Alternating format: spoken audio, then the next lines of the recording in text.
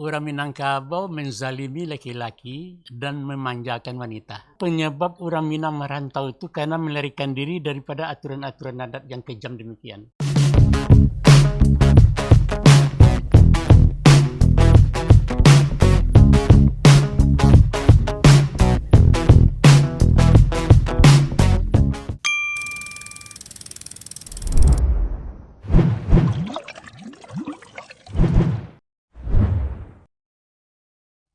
Assalamualaikum warahmatullahi wabarakatuh. Bersama kami kembali Kabalai podcastnya BPNB Sumatera Barat.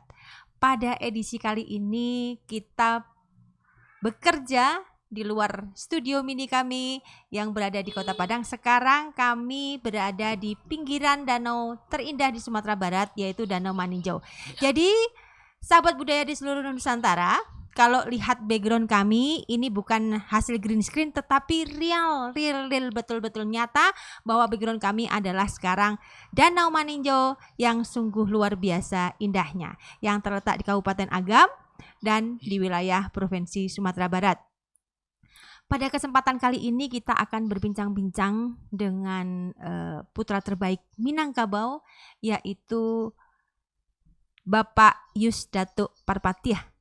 Beliau adalah budayawan yang sudah terkenal dan sudah sering muncul di channel YouTube, juga di seminar dan segala macamnya. Beliau pada kesempatan kali ini akan bercerita ringan dengan Kabalai podcastnya BPNB Sumatera Barat. Assalamualaikum warahmatullahi wabarakatuh, Mak Datuk. Waalaikumsalam warahmatullahi wabarakatuh. Sehat? Alhamdulillah, terkendali. Iya. Jadi Mak Datuk, Ya. Kali ini kita bincang-bincang itu dalam rangka penanaman nilai, dalam rangka menyebarkan warisan-warisan budaya kita. Dan pada kesempatan kali ini sebetulnya banyak yang masuk ke redaksi kami, podcast Kabalai ini tentang disuruh mengangkat isu-isu yang sedang in sebetulnya. Ya. Nah, banyak orang di luar masyarakat Minang yang selama ini sampai detik ini juga sering bertanya-tanya nih. Kita hari ini ngomongin tentang warisan. Ya. Menurut saya ini adalah topik yang seksi karena pertanyaan muncul begini, Mak Datuk. Ya. Apa benar nih laki-laki Minang itu nggak dapat warisan? Sehingga di kami dulu waktu kami masih muda-muda itu sering nih, jangan kawin sama orang Minang karena kalau yang laki-laki nanti nggak dapat warisan. Jadi begitu Mak Datuk isu-isunya. Menurut Mak Datuk bagaimana Minangkabau memandang pola warisan terutama harta benda yang dimilikinya terhadap keturunannya, Mak Datuk? Ya. Pertama sekali saya mengajak mari kita bersyukur kehadiran Allah Subhanahu wa taala di dalam perbincangan ini, semoga bermanfaat untuk kita semua. Kemudian saya terima kasih kepada pihak BPNB Sumbar yang memberi saya kesempatan untuk berbincang-bincang tentang budaya kita, budaya. Bahasa awak saja anda Pak? Tidak ada Mak Datuk. Karena yang mendengar bahasa awak kan universal. Campur-campur sih tidak ada. Jadilah. Sebelum kita masuk kepada masalah yang akan kita bincang, tadi disabik-sabik Danau Maninjau. Ambo ingin seketik komentar tentang Danau Maninjau, bahwa Danau Maninjau membentang dari utara ke selatan. Panjangnya 17 km. Lebarnya dari timur ke barat 8 km. Kedalamannya rata-rata 45 meter dari 0 sampai 11 meter. Jadi dalam hal ini sebelum ini secara kebetulan atau bagaimana sudah diatur oleh Allah barangkali ya, ribuan tahun sebelum proklamasi kita itu isyaratnya sudah ada dari danau ini. 17 panjang, 8 lebar, kedalamannya 45 meter. Sudah melangkah. Nah, kalau belum yakin dengan 45 meter, itu kilo ampe itu sebenarnya 45 itu. Di antara kilo ampe je kalau 5, ada kilo ketambuh yang tak dihitung. Jadi sebenarnya ampe 5 itu. Nah, jadi ampe 5 danau dan kilo-kilo itu suatu isyarat bahwa kami di Sikora meninjau lah mempunyai suatu kebanggaan tersendiri bahwa sinyal itu harus risiko bahwa ke mereka 17.845. Sudah ada tanda-tandanya di Kalau Manijawan dapat itu kayu semua. boleh diukur. Iya. Silakan rantangi Banang dari utara ke selatan. Kalau Iya. bukan 70 km itu Pak Datuk sendiri bukan mengada-ada, tapi di pelajaran kami di waktu di SR dulu. Karena Mak Datuk adalah putra pinggiran Danau Maninjau. Iya. Beliau dari Sungai Batang. Betul, bukan beragia Garangkawak, bukan. Kenyataannya Iya, begitu. benar. Ya begitu aja ya. Iya. Jadi sekarang masalah kita tentang hak dan hak milik daripada laki-laki di Minangkabau. Iya, Kan warisan. Warisan ya. Dalam hari ini harta pusaka tinggi. Memang ada geom mengatakan bahwa orang Minangkabau menzalimi laki-laki dan memanjakan wanita. Oh, memang ada semacam itu. Bukan dari orang dari luar, dari dalam sendiri pun banyak yang mempunyai anggapan demikian. Iya. Bahwa orang laki-laki itu dizalimi. Adat Minangkabau itu tidak adil. Gitu katanya. Ada yang punya pendapat bahwa yang karena laki-laki nggak dapat warisan. Tidak dapat warisan. Jadi dalam hal itu kenapa dikatakan tidak adil? Harta warisan di Minangkabau, maksud saya ini arisan pusaka tinggi ya. Ada dua macam warisan. Warisan ada berapa macam? Ada dua. Pertama warisan tentang harta pusaka tinggi, harta adat. Iya. Kemudian ada warisan tentang hak milik seseorang menurut hukum syar'i, hukum agama, milik Islam. Itu beda. Jadi kalau seseorang itu meninggal, kemudian harta almarhum ini itu jatuh mutlak kepada anak-anaknya dengan perbandingan 2:1 antara laki-laki dan perempuan. Itu menurut agama itu. Iya. Dan itu yang dihukumkan begitu adalah harta pencarian, harta pribadi, harta yang tidak bersyarikat dengan orang lain. Akan tetapi kalau harta adat itu milik orang banyak, itu milik kaum. Milik kaum, maka ketentuan milik kaum ini menurut warisan adat itu adalah kepada yang perempuan yang menerima warisan dengan ketentuan bahwa perempuan dalam hal ini menggarap, mengambil hasilnya, hak pakai sifatnya. Sedangkan laki-laki tidak bermilik, ya. Akan tetapi dia maulayati, melindungi dan dalam itu mengelola. Bukan mengelola. Mengamankan dia yang mempertanggungjawabkan keamanan tanah ini, sawah ini kan, tetapi dia tidak mengambil. Dia tidak boleh menggarap dan tidak boleh membawa ke rumah anak istrinya hasilnya. Tetapi jadi, dia sebagai pelindung atau pengayom dari harta pusaka tinggi betul, itu. Sebagai memproteknya itu. Iya. Ya, itu. Jadi itu bedanya, bahwa sekarang mutlaknya siapa yang bermilik? Perempuan tidak. Perempuan tidak bisa berbuat sewenang-wenang. Dia tidak boleh menggadai, tidak boleh menjual tanpa tahu daripada mama daripada yang laki-laki. Dan laki-laki tidak boleh leluasa mengambil hasilnya tanpa izin daripada perempuan. Akan tetapi ada pengecualian bahwa seorang laki-laki yang miskin, yang lemah, pencarian sudah sakit-sakitan atau bagaimana, ekonominya lemah, atau dia sudah usia segala macam, itu ada diprioritaskan beberapa petak sawah untuk beliau yang namanya itu dikatakan harta abuan. Jadi untuk beliau hasilnya, tapi kalau sudah meninggal kembali lagi ke kaum. Iya, itu bedanya. Jadi harta di Minang warisan itu ada dua, yang satu harta pencarian sendiri, yang satu harta kaum atau harta yang pusako tinggi. Betul. Jadi pusako tinggi itu yang turunannya itu menurut adat, yang tidak tahu siapa menggarapnya dulu, yang ini namanya pusako randah. Jadi ada harta pusako tinggi dan pusako randah. Yang pusako randah itu ialah milik pribadi seseorang. Yang bisa dibagi secara agama. Secara agama. Jadi kalau pusaka tinggi nggak boleh dibagi secara agama, bukan milik dia kok. Ini milik orang banyak. Berarti dia tidak sah kalau dia memberikan kepada anaknya, kan haram hukumnya. Orang lain punya masa diberikan kepada anak. Kan gitu. Karena kan kalau di dalam Minang harta pusako tinggi itu kan miliknya kaum yang bukan milik satu keluarga, tetapi dari banyak keluarga. Banyak keluarga. Nah, kemudian memang ada namanya Ganggam Bauntua. Sifatnya tetap demikian, tapi ada semacam pemberian kepada keluarga-keluarga tertentu. Nah, ini sifatnya tidak boleh dijual, tidak boleh dipindahkan kepada orang lain tanpa memenuhi aturan-aturan adat. Tidak boleh digadaikan, tidak boleh diborohkan ke bank, tidak boleh dijaminkan.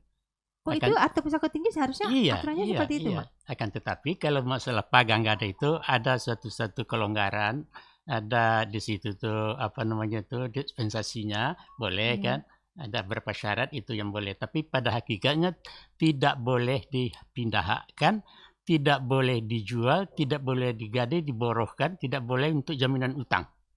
Itu. Oh, itu Pusaka Tinggi. Pusaka Tinggi, iya. Iya, dan harus dikelola dalam sebuah kaum yang dilindungi oleh laki-laki ya, sebagai mamak kepala warisnya itu tadi. Mamak kepala waris itu. Iya. Jadi segala sesuatunya berkenaan dengan pemindahan hak ataupun dalam hal ini tentang keamanan, ketenangan di antara anak kemanakannya yang menggarap itu kadang-kadang kan ada tim bergilir menggarapnya. Karena ya ini ada beberapa orang kemudian tanahnya sedikit bergilir tahu sekali panen ini sekali nanti berbuat sekali lagi dia yang tengah itu yang kecil itu bergilir gitu. Iya. Nah, itu yang membagikan itu adalah si mamak tadi. Itulah tanggung jawab dia. Iya, tapi kondisi pada masyarakat sekarang itu kan banyak harta pusaka tinggi itu yang tergadai itu, Mak. Iya. Kalau kita dengar di lagu-lagu dan segala macamnya itu memang banyak. Iya. Nah, itu bagaimana Mamak melihatnya itu? Itu masalah yang tergadai itu memang situlah misalnya suatu kerumitan dalam masyarakat kita tentang pagang gada itu. Pada awalnya pagang gada itu adalah semacam semacam solusi pelarian daripada masyarakat kita yang dulunya belum ada bank, belum ada koperasi, satu-satunya mencarikan uang segar itu ya dari menggadai. Gitu. Nggak ada jalan lain lagi kan. Mau meminjam boleh minjam. Pagang gada itu sebenarnya kan pinjaman, tapi pinjaman bersyarat kan begitu. Nah, jadi dalam hal itu dulu kalau ada kepentingan suatu keluarga yang tidak ada lagi suatu jalan lain untuk bertenggang gitu ya. Nah, itu satu-satunya jalan adalah menggadai itu. Nah, nanti akan ditebus sebanyak gadaian itu. Nah, tapi sinilah masalahnya. Ada yang gadai itu dulu kira-kira di zaman penjajah dulu dengan emas. Nah, sekarang ditebus sudah nggak cocok lagi, ya kan? berapa rupiah kurs PT? Ya, emas kan semakin naik terus harganya. Itu makanya. Jadi situ punya masalahnya sekarang. Nah, sudah itu selain daripada itu karena sudah lama sudah nggak ingat lagi siapa yang memegang, siapa yang menggadai. Akhirnya berpindah hak lah. Iya. Dari seseorang kepada orang lain akibat daripada pagang gadai tadi. Iya. Itu banyak masalah memang, dan itulah sekarang yang menjadi suatu beban bagi cadik pandai, bagi alim ulama dan datuk-datuk. Karena sekarang ada mempersoalkan bahwa pagang gadai itu menurut sebagian ulama itu hukumnya haram. Iya, ada yang mengatakan begitu. Karena itu riba.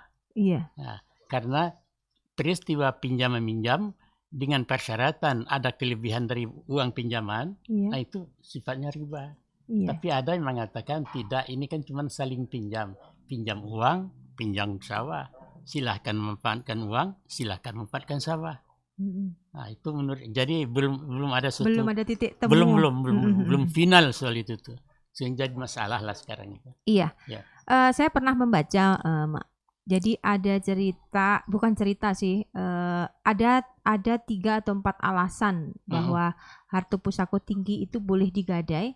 Nah, itu kira-kira alasannya apa aja, Mak? Karena kan tidak semua. Untuk beli rumah, kan nggak boleh untuk beli rumah anaknya dari si ibu, itu nggak boleh misalnya seperti itu. Tapi ada 3 syarat atau 4 syarat empat syarat yang diperbolehkan harta pusaka tinggi itu digadai. Apa saja itu, Mak?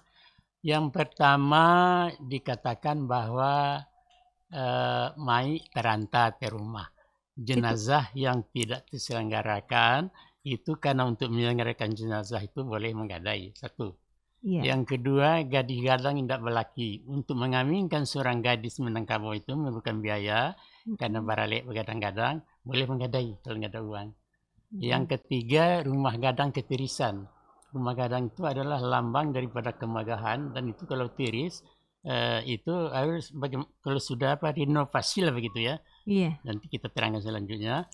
Dan sampai kalau adat tidak berdiri, artinya kalau menegakkan datu itu dengan biaya besar, menepung kerbau segala macam, sedangkan kaum yang bersangkutan itu tidak mampu, itu boleh menggadai, itu pada pokoknya. Namun dalam hal ini bahwa di Minangkabau itu ada katanya rundiang katu bamisa rundiang makie, itu cuman kata-kata simbolik. Itu hanya kata-kata sindiran, itu hanya kata-kata yang maknanya bukan sebagai yang didengar itu, bukan secara literal, jangan. Sebab kalau sekiranya hanya menguburkan jenazah, untuk apa menggadai? Iya kan? Bahkan itu kan kewajiban secara orang Muslim, kewajibannya fardhu kifayah. Tidak ada beban bagi ahli musibah.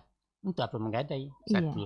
Kalau rumah gadang ketirisan, kalau sekedar bocor, untuk apa menggadai?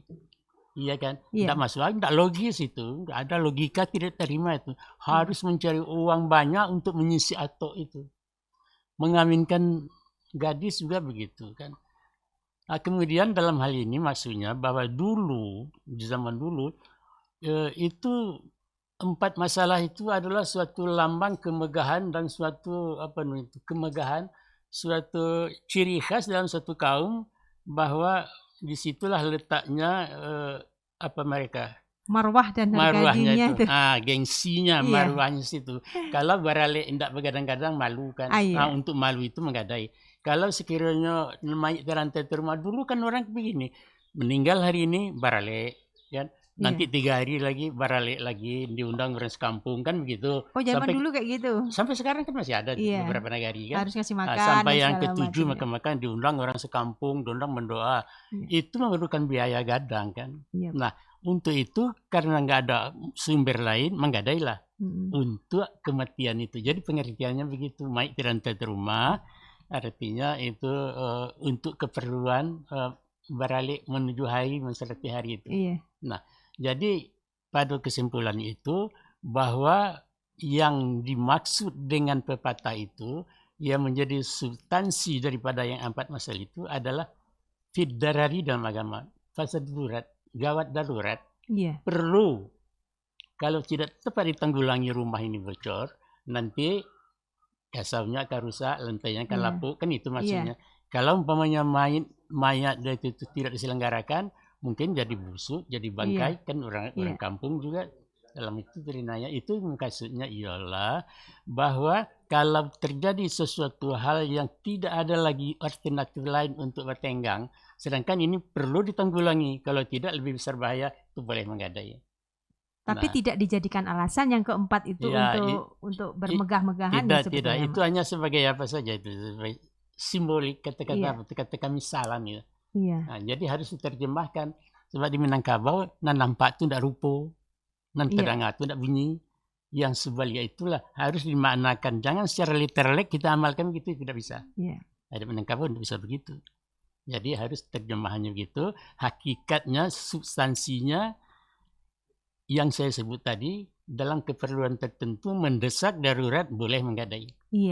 Jadi sebetulnya alasan keempat itu alasan darurat ya, Mak ya. Betul, jangan sampai ada masuk sedikit langsung dipakai jadi alasan. Seperti umpamanya betagak penghulu itu tuh, kalau tidak cepat penghulu diganti, kan kosong pemberitaan adat. Nah, jadi oleh karena itu cepat ganti-gantinya PKBau. PKBau nggak ada duit, menggadai. Nah, padahal itu kan adat selingkah negari, bisa saja seorang agama itu tidak memberi kelonggaran, kan jangankan adat. Dalam agama juga hukum-hukum Allah itu bisa ada keringanan. Umpama salat zuhur dengan salat asar bisa disatukan sama, atau dikasarkan. Itu hukum Allah, apalagi hukum manusia. Nah, kenapa tidak undang-undang itu diperbaiki? Kan bisa saja kalau mau.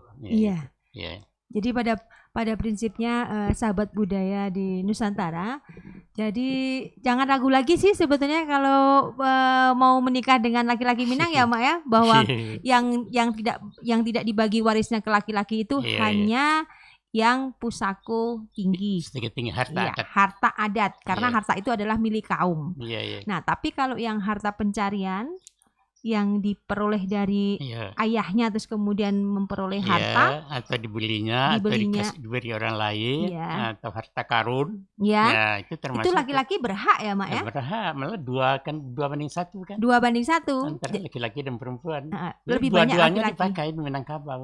Oh, Dua-duanya iya, iya. dipakai, tapi objek hukumnya mana? Yang mana? Harta adat atau harta pencarian?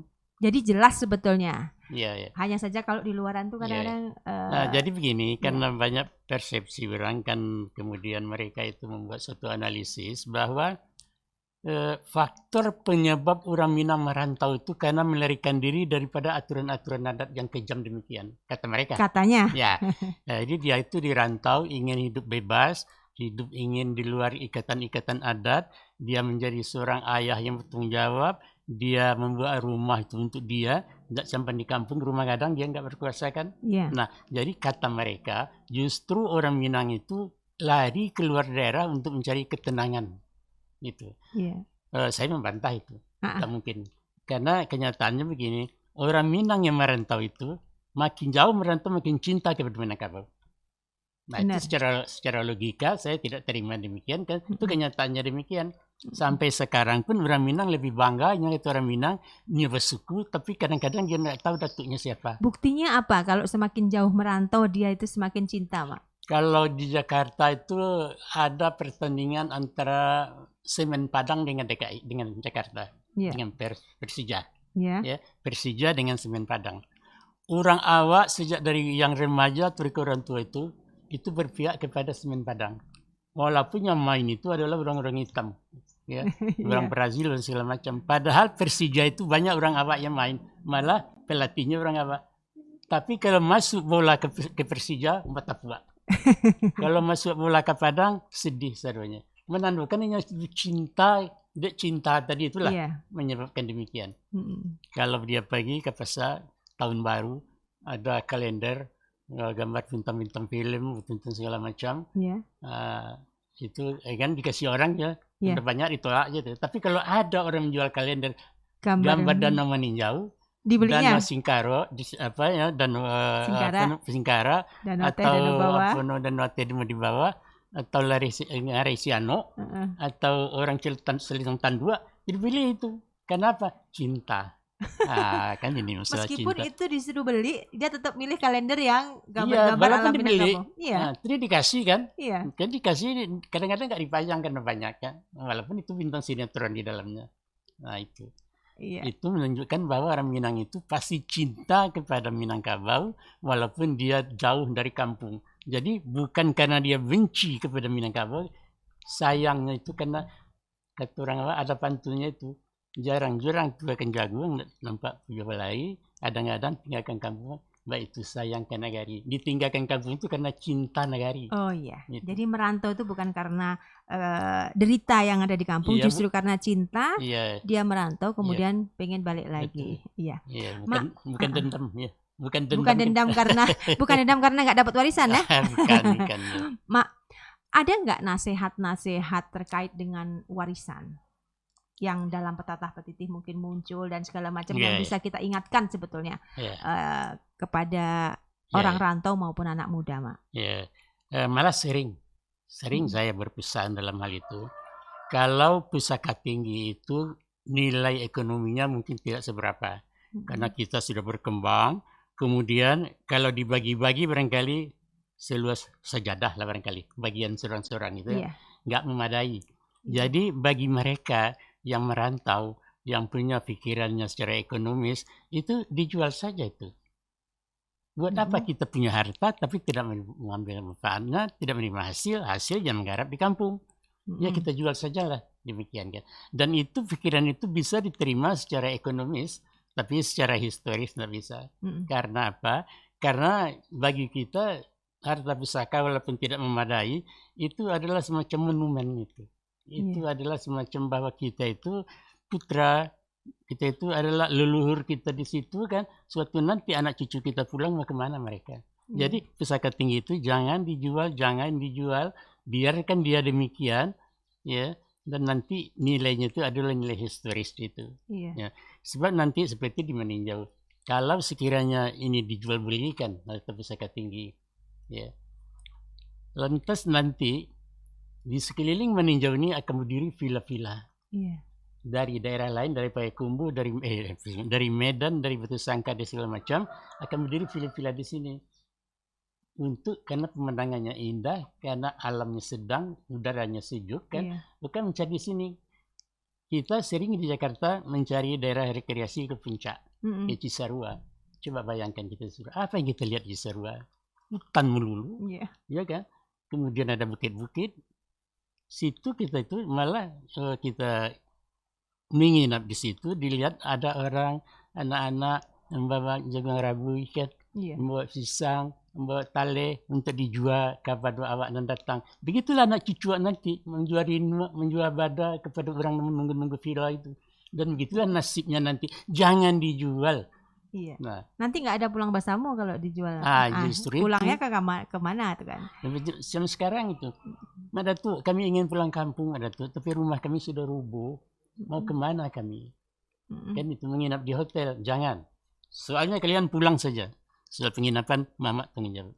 Kan Minangkabau ini gudangnya kata-kata indah. Iya. Jadi setiap adat, setiap aturan, setiap apapun yang akan dilakukan oleh orang Minang itu kan biasanya diterjemahkan atau disajikan dalam petatah petitih ataupun ungkapan-ungkapan gitu. Nah, betul.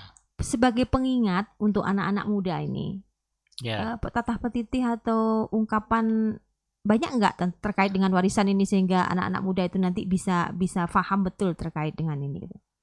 Banyak sebetulnya. Seperti kalau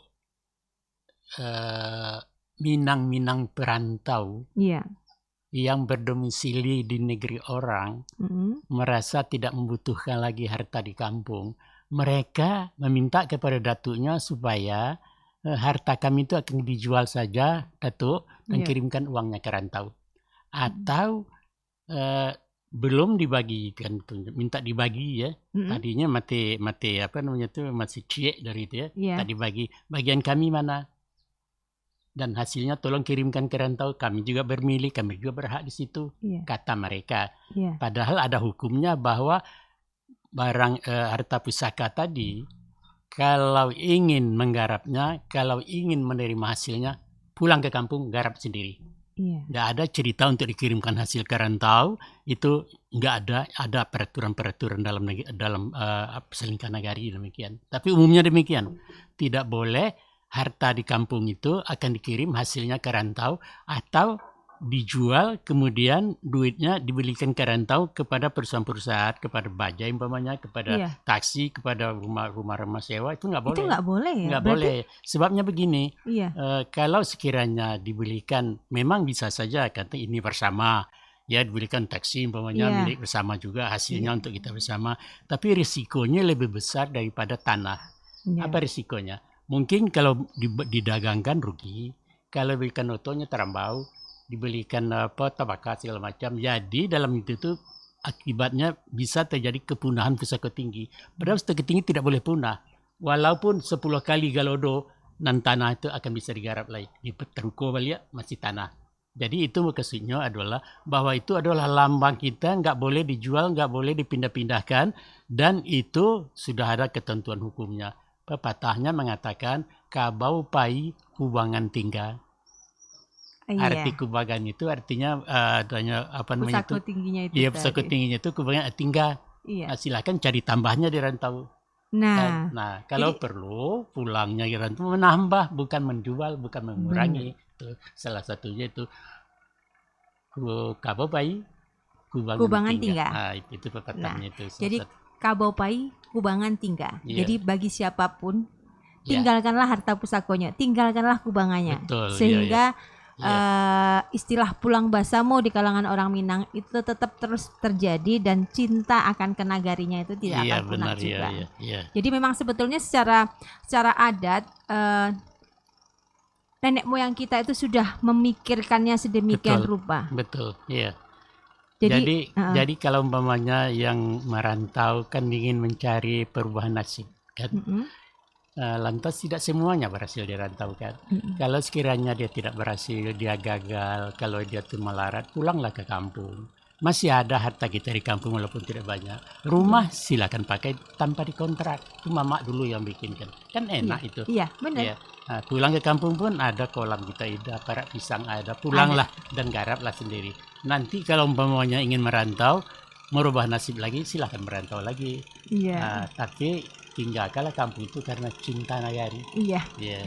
Jadi secara sosial sebetulnya Harto Pusako Tinggi itu adalah sesuatu yang memang sudah difikirkan bahwa itu adalah jaminan hari, jaminan esok bagi anak cucu kita semua. Jadi kalau kita istilahnya mendalami filosofi itu, tidak ada orang Minangkabau itu yang terlunta-lunta secara ekonomi tidak mampu, itu tidak ada, karena dia bisa balik ke kampung dan kekuatan dia merantau itu yang luar biasa untuk mencari sesuatu yang lebih untuk dibawa balik lagi. Itu tadi kubangannya tinggal itu tadi yang penting. Kabau boleh pahit, tapi kubangannya harus tinggal. Silakan kabau mencari rumput ke sana, tapi kubangan itu jangan dibawa kubangan itu ke sana. Gimana mbak kubangan? Jadi dalam hal itu boleh dikatakan bahwa harta pusaka tinggi itu adalah semacam subsidi, semacam jaminan adat kepada kaum perempuan yang lemah. Itu sengaja itu memang kajakan, dimanjakan. Sebab kalau umpamanya perempuan, dia tuh punya tanggung jawab keluarga. Kalau suaminya meninggal, suaminya sakit-sakitan umpamanya, siapa yang harus membela dia? Kemana mereka harus menangguhkan nasibnya kalau bukan pusaka tinggi?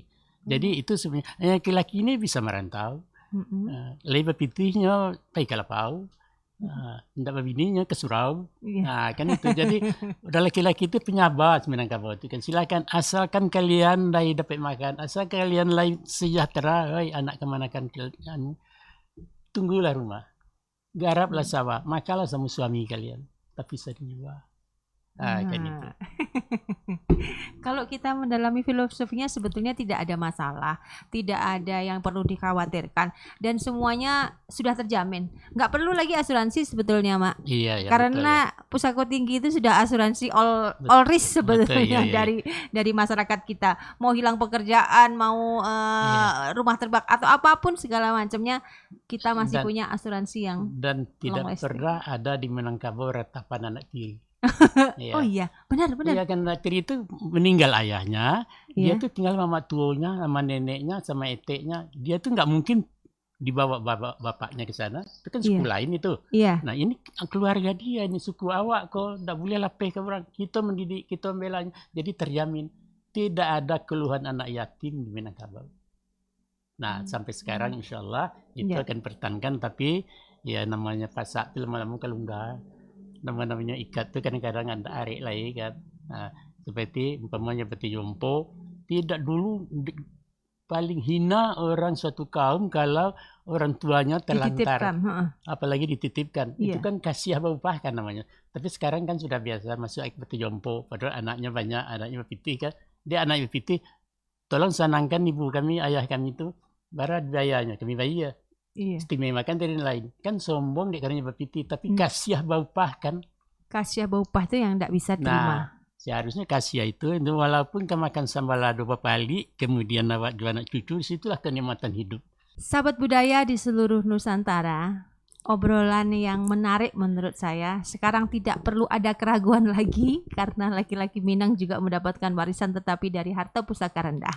Tetapi harta pusaka tinggi, kesimpulannya adalah dia adalah asuransi bagi keturunan seluruh kaum yang ada di hukum adat Minangkabau. Betul. Terima kasih bersama kami Kabalai Podcast yang BPNB, dan kita akan berjumpa lagi dalam episode-episode yang lebih menarik lagi. Salam budaya, Kabalai Podcastnya BPNB Sumbar. Assalamualaikum warahmatullahi wabarakatuh. Waalaikumsalam warahmatullahi wabarakatuh.